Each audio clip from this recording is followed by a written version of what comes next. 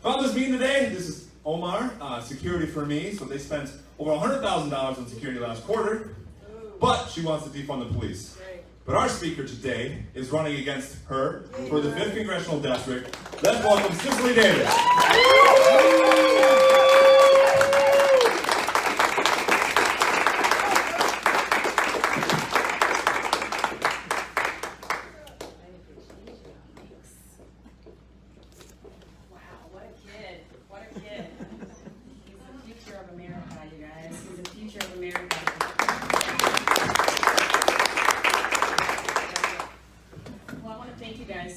For having me. I was just here last Wednesday for the CD5 meeting. Wait. There you go. Appreciate it. Thank you. All right. That was magic. So I think that I saw quite a few of you at the Capitol, and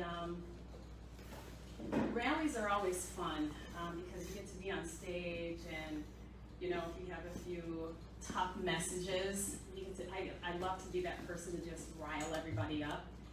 But I'm facing something pretty serious, and if you are in CD5, you're facing something pretty serious. We have a pivotal day tomorrow.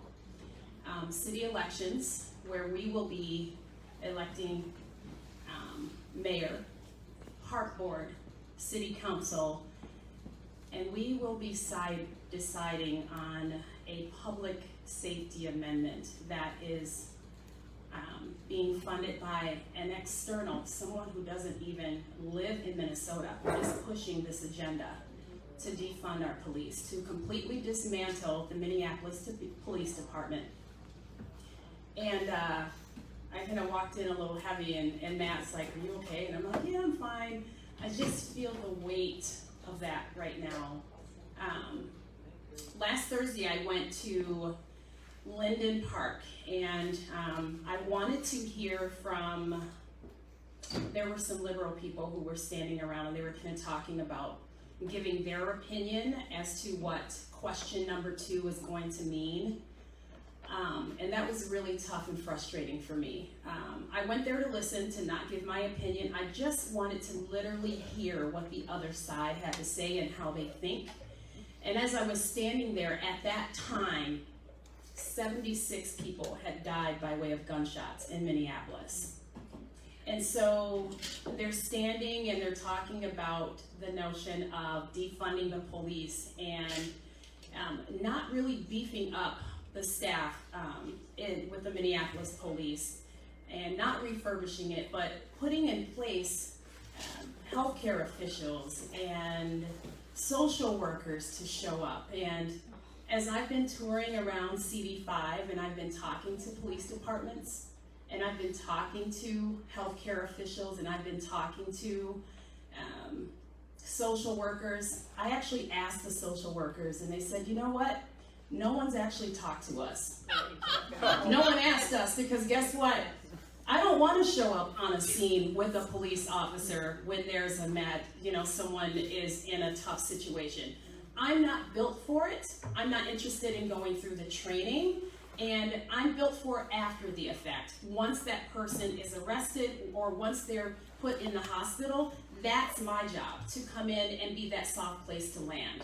And so we have all these policies coming from people who have no practicality, who have actually no experience, who've never been on a ride-along, who's never actually watched police officers at work. I talked to police officers, and they said, "You know what? Huge liability for us.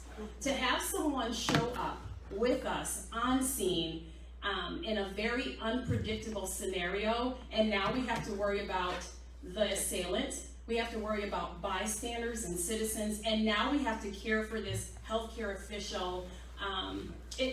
It's really tough." And so no one asked. There's just this agenda that's being pushed by my opponent, by the Attorney General, and for all those who raised their fists in the air and was marching in the streets last summer saying, "Defund the police." And so tomorrow that comes to a head. Unfortunately, Minneapolis is ground zero for defund the police. And we are making headlines for all of the wrong reasons. And it's just time for us to change that narrative. So tomorrow morning, I've been invited, this just happened about 3 hours ago, to be on Fox and Friends in the morning. And I'm going to talk about this public safety amendment. And I will have someone sitting next to me who is on the opposite side. Now, this gentleman is a pastor, and he actually agrees that we should not defund the police, which is really great. But I really, really want to turn to him and say, not only should you not defund the police, but you need to change all of the policies that we're falling under that's causing our communities to fail and to suffer, and for people to suffer under in massive amounts of crime and carjacking and violent crimes and shootings. And so it's great to be here, you guys, because, well, you're just family. What are we talking about tonight? Mandates and masks. When you really just boil down to, it's just talking about our freedoms. So what I want to do is just kind of be radical, like my opponent, Ilhan Omar. Not quite like that. A little different, but not quite like that. I'm going to be radical by telling the truth. So here's the truth. America is exceptional. Oh, yeah. America is founded on godly principles, and our Constitution is founded on godly principles. That's the truth. Abraham Lincoln was an American hero, and Thomas Jefferson was an American hero, and George Washington was an American hero. We have, in America, an absolutely beautiful, exceptional history. Yes, there's parts of it that are really good and great, and there are parts of it that are bad, and there are parts of it that are ugly. No nation is perfect, but what I can tell you is that America, 193 nations on the globe, is the only one who has never, ever, ever changed its constitution. It is enduring, and that makes us exceptional. Here's another truth. All lives matter.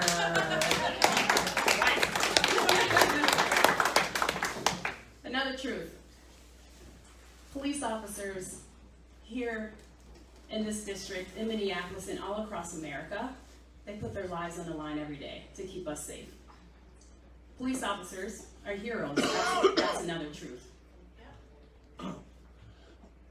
America is not a racist country. Really like that one. Republicans and conservatives are not racist. Critical race theory is divisive. It is based on an ideology that separates us, causes division, doesn't make us feel good, and it's reverting us back to segregation. That's the truth. So you talk about freedom. We are free. That's the greatest truth, is that we are free. It's in our DNA. If you are born on American soil, you're born free. Here's another truth, that if you're born on American soil and you are free, that makes you privileged. We're all privileged. I heard Ronald Reagan say something. He was on Johnny Carson. This is before he was pledging to make this run for president, and he said, if you triple the problems in America, we're still doing better than everybody else on the globe.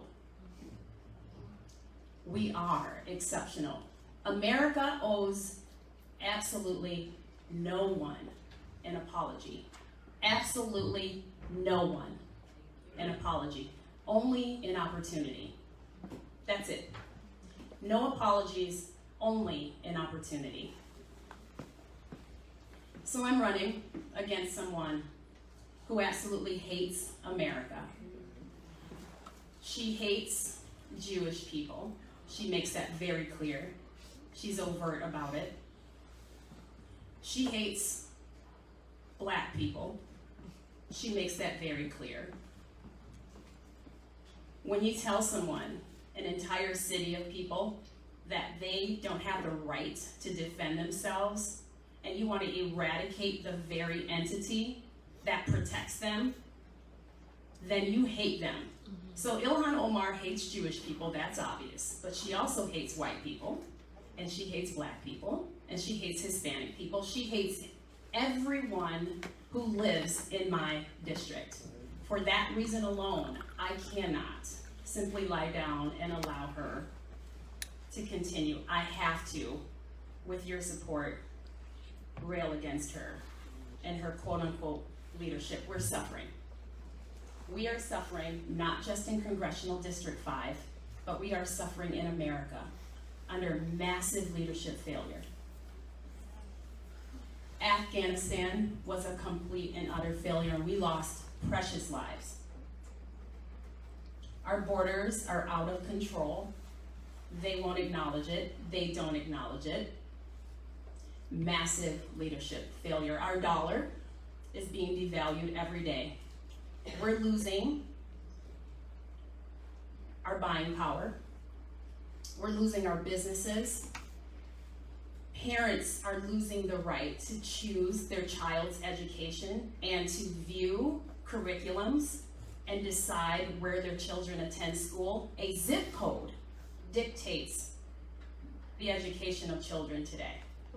That needs to change. There is a massive exodus in Minneapolis right now, from businesses and from citizens. And I gotta tell you guys, I really love Minneapolis. I live downtown Minneapolis. I live in a condo, and I'm about a block away from the US Bank Stadium. I walked to the Vikings game to watch them lose miserably. That was really tough. I know.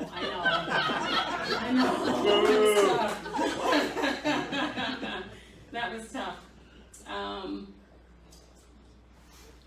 But I see things boarded up. There are businesses who have left Minneapolis with no promise to return. There are businesses that are contemplating on leaving right now. If we do not come up with policies and incentives for them to stay, the star of the North, and a lot of people argue with me about that, but I say Minneapolis is the star of the North. I know I'm biased, but what's really great about Minneapolis, we're gonna lose it. And so enjoying to go to see the Twins or the Timberwolves or the Minnesota Vikings, all that will go away. Last night I heard some people when I were walking through the crowd, we were coming out, and I heard some people say, you know what, it was really great to see the game, but walk fast because I feel uneasy, I just want to get to my car, right? So they couldn't get rid of those season tickets, but when they were out in the streets, they felt uneasy. They felt like they just wanted to get from the game to the car without incident, even though they were surrounded by a mass amount of people. That's the impact that this crime is having. And so we have to change that. So our top administration, as we said, is making disastrous decisions to cost the lives of our brave men and women in service. And I mentioned to you last week that when I listened to those people talking in the park, that was 76, we're now up to 86. So 10 more people have died by gunshots since last week, since last Thursday. So that hasn't even been a week. So what I think is obvious today, and I think is so obvious to all of you and those in America who are actually paying attention, who aren't sleeping, is that we're not just heading in the wrong direction, we are just like a bullet train careening towards the edge of a cliff, and something has to be done.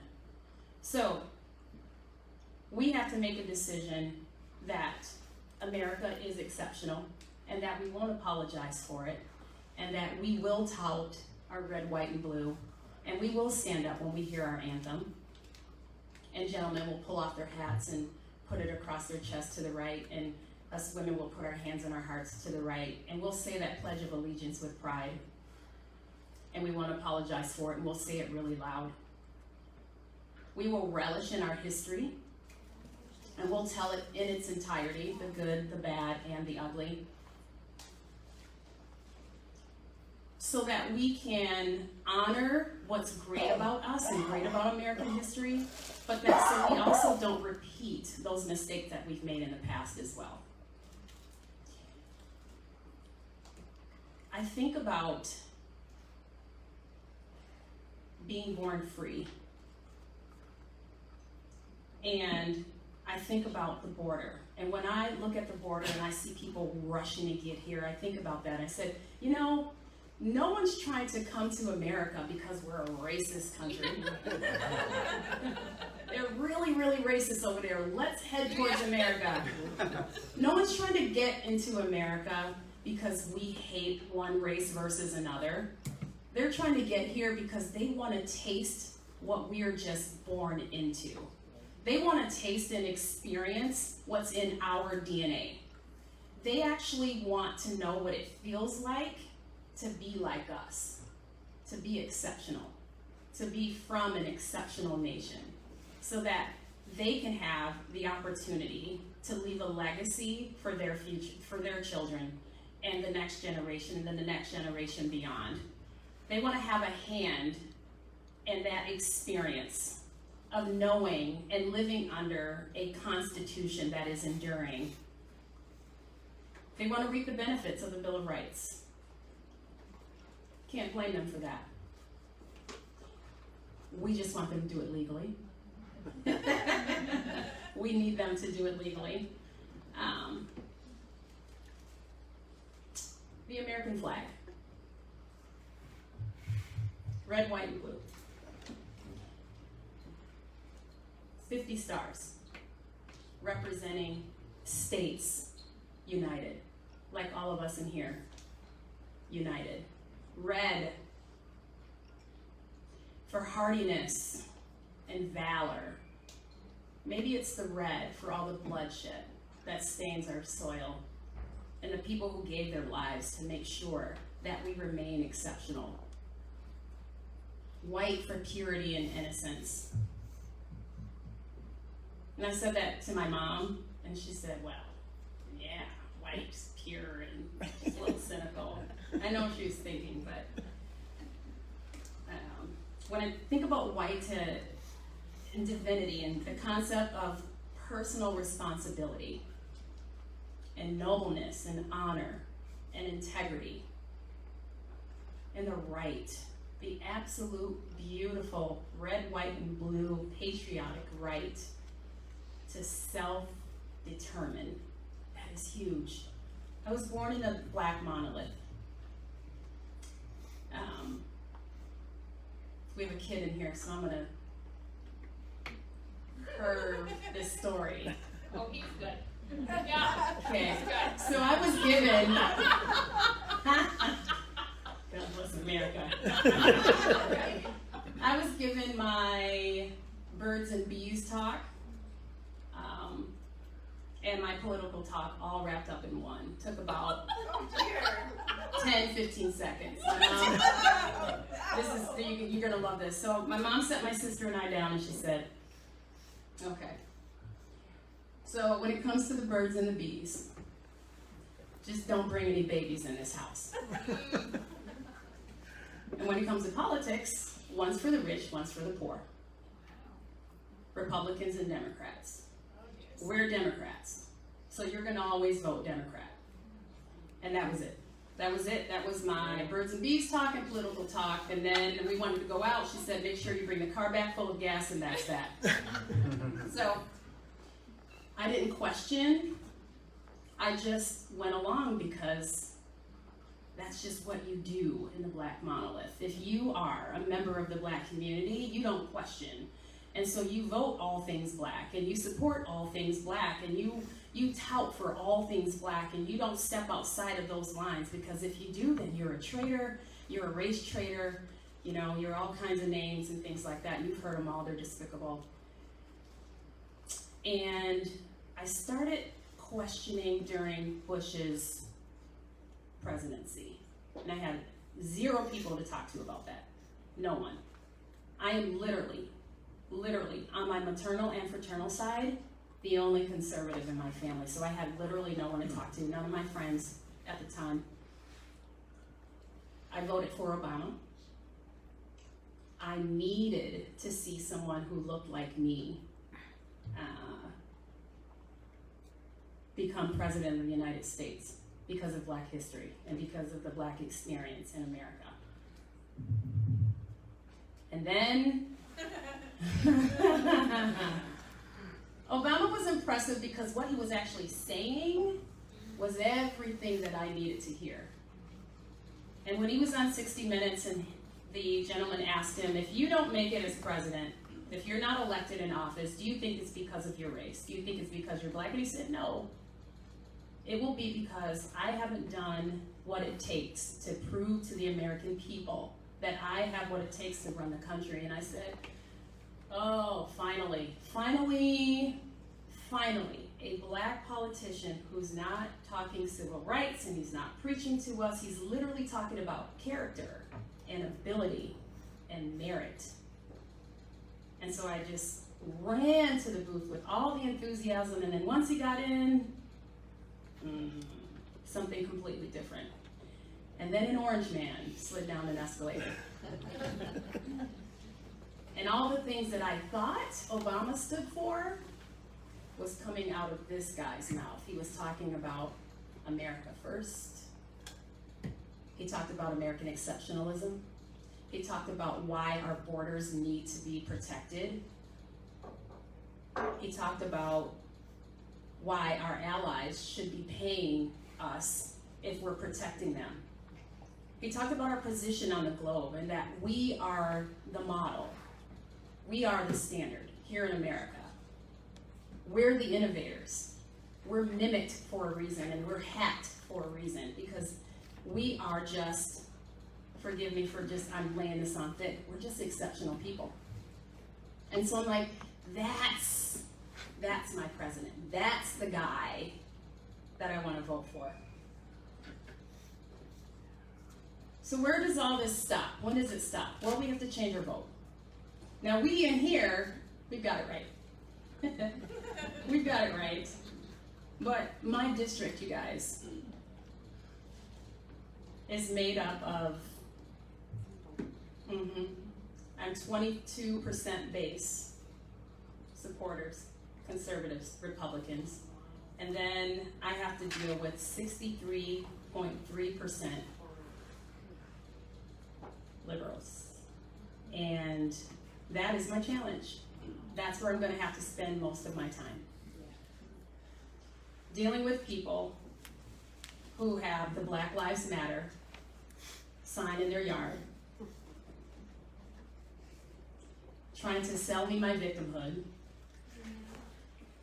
trying to approve me of getting a handout, trying to tell me that I'm a victim of police officers and that I can't attain and I can't assimilate, and that my children or our children, children of color, should be separated from white children, and that white children should not have an opinion when it comes to race relations and race conversations.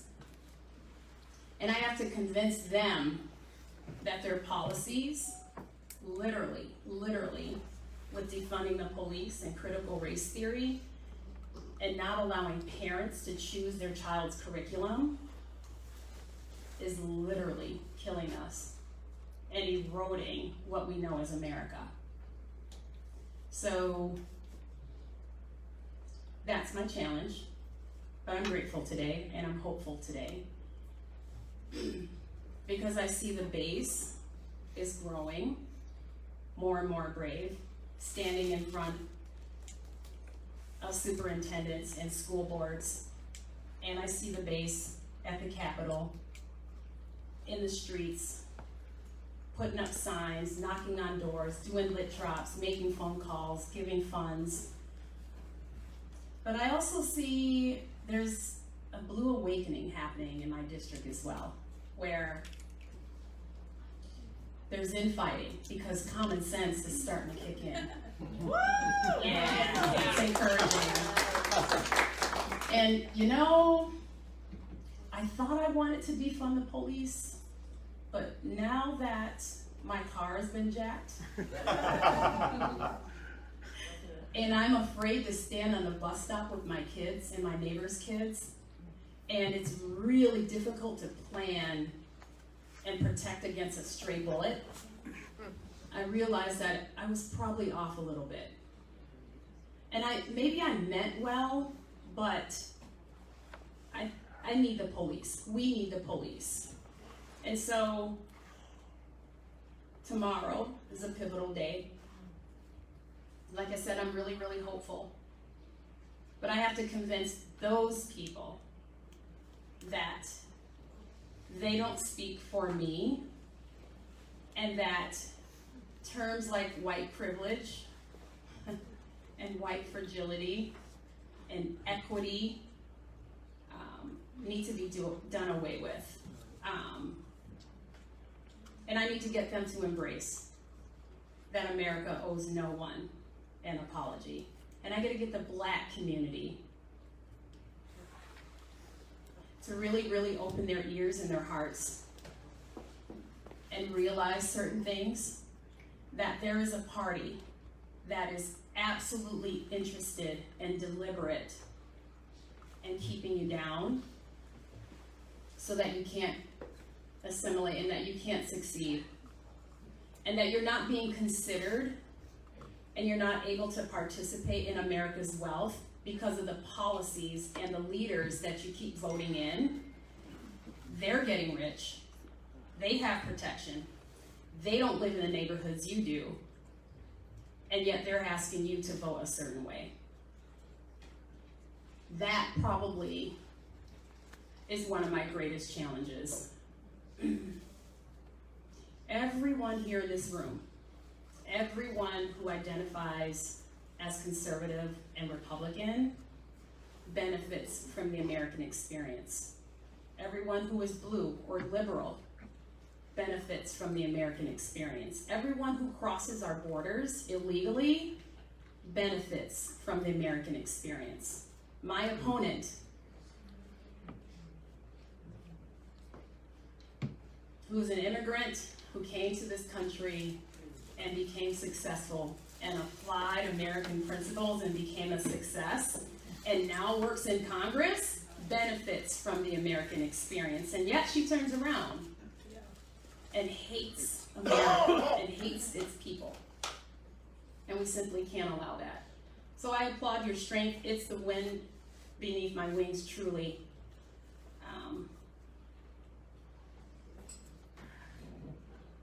Each one of us has the ability to impact someone else in their own very different way. And for me, I stepped up for Congress. Some others lead nonprofits and educate people. Others are grassroots activists. Some people stand in front of school boards. Some do lit drops and phone calls and fundraise. But I really still believe in the ethical and moral fiber of America, and I know it's still there. Our Constitution is under attack. Our Bill of Rights is under attack. Freedom of speech is under attack. Your right to bear arms and protect yourself against tyranny is under attack. Citizens against criminals in Congressional District 5 especially are under attack.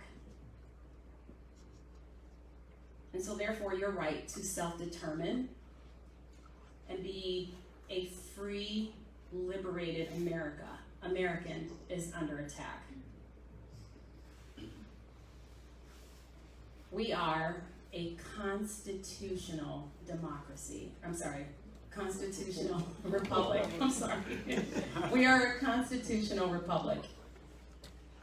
The Constitution, the ever-enduring American Constitution. It defines us. It's what we live by. It's why people are dying to get here, and no one's dying to leave.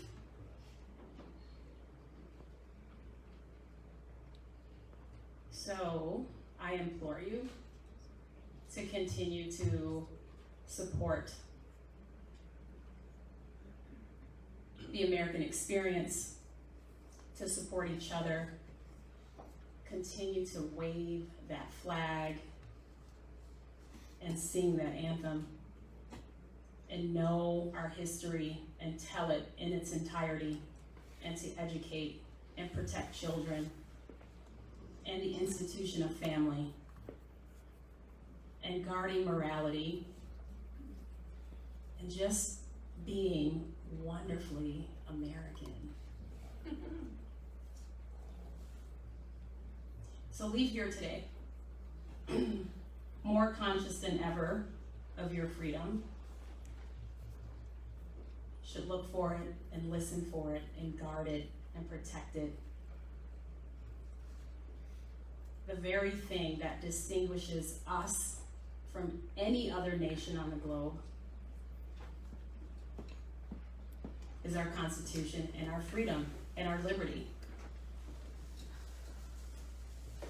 And the sobering truth that we are simply free.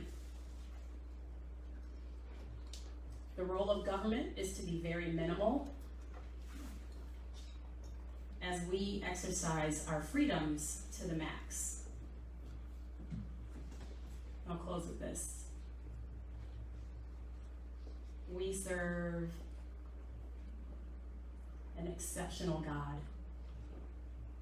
If you're atheist and agnostic, you ignore or do not acknowledge an exceptional God.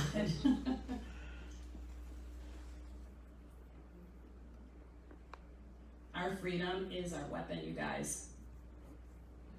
It is our anthem. It defines us here in Minnesota. It defines us across this country. And it is absolutely the way of America. Appreciate you being here. Thank you.